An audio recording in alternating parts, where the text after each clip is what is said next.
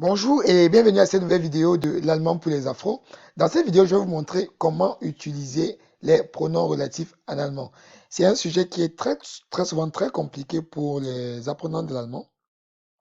Et je vous propose dans cette vidéo de vous montrer un peu quelques petites astuces pour vous permettre de mieux comprendre, n'est-ce pas, l'utilisation des pronoms relatifs en allemand. Mais avant de commencer, si vous ne l'avez pas encore fait, mettez pause sur cette vidéo et allez vous abonner.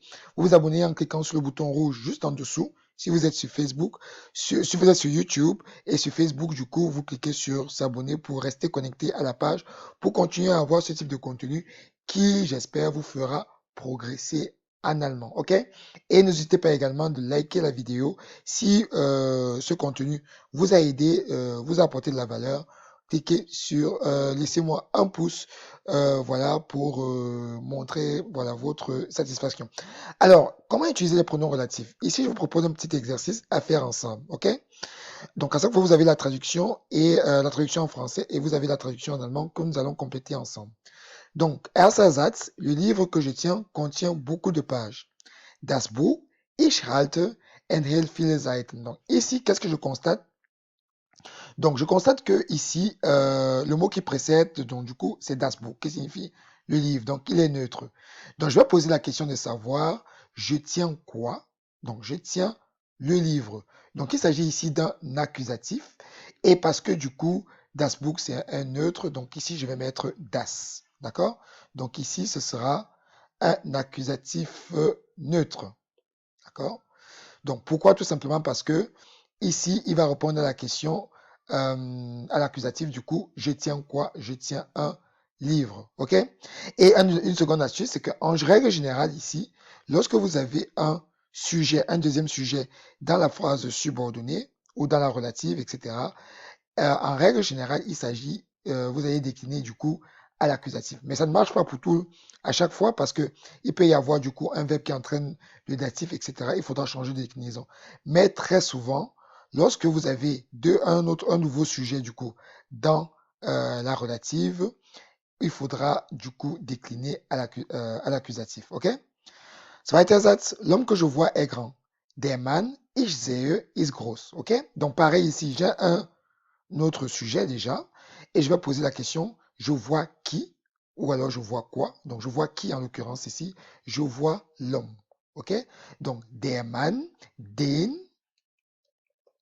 donc ici ce sera un accusatif masculin, den ich sehe, tout simplement, ist groß. OK? Les filles qui sont là-bas sont belles. Die Mädchen dort sind schön. Donc qu'est-ce qu'on remarque ici dans la phrase? Je n'ai pas de deuxième sujet de la phrase et j'ai un seul sujet du coup qui va mener toute l'action. Donc ce sont les filles qui sont là-bas, qui sont belles. Donc ce n'est qu'un seul sujet dans la phrase qui va mener l'action. Donc ici, ce sera un accusatif. Donc une autre petite astuce également pour... Non, ce sera un nominatif, pardon. Une astuce pour remarquer le nominatif, c'est que lorsque vous avez là, par exemple, dans la relative, l'auxiliaire être, le sein du coup, qui permet de caractériser. Donc ici, ce sera le nominatif et die Mädchen, ici c'est un pluriel, donc nominatif pluriel, ce sera die. Donc die Mädchen, die dort sind schön. D'accord? Voilà. Vierter Satz, le roi dont la fille s'appelle Gerhild est célèbre. Donc, der König, Dr. Gerhild heißt, ist berühmt. Donc, le don en allemand se traduit par le génitif pour le pronom relatif. D'accord? Donc, vous allez traduire le don par le génitif pour le pronom relatif. Donc, je regarde du coup le mot qui précède, c'est der König, qui est du coup masculin. Donc, ce sera le génitif masculin des pronoms relatifs, ce sera dessen. D'accord? Donc, en gros, c'est la fille qui appartient, d'accord, qui est parentée au roi, qui s'appelle Gétri. Donc, ce sera un génitif masculin. Donc, der König, dessen Tochter Gerhild heißt, ist berühmt. OK? Fünfter Satz zum Schluss. Le chien qui est à côté de moi est noir. Der Hund neben mir steht, ist schwarz. OK?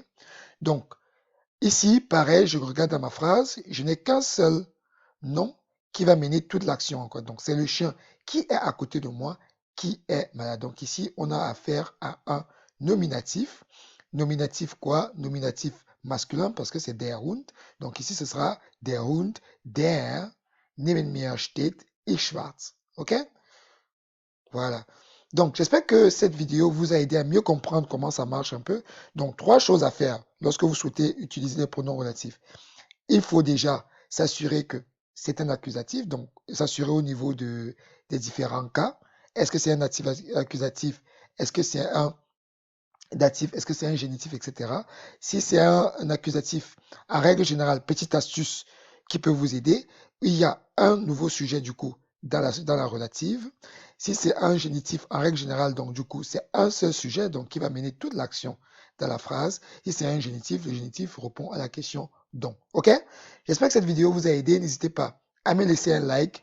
Et si vous souhaitez aller un peu plus loin dans votre apprentissage pour vraiment comprendre ces différentes méthodes, je peux vous aider, n'est-ce pas, via un coaching. Donc, vous n'hésitez pas à trouver mon contact dans la barre de description en dessous si vous souhaitez être accompagné.